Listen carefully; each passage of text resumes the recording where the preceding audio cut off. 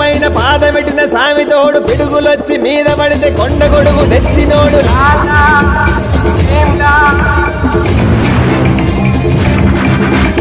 ఎత్తులొచ్చి మీద పడితే గుద్ది గుద్ది సంపినోడు ఎదురొచ్చిన పైల్వాన్ని పైకి పైకి ఇసిరినాడు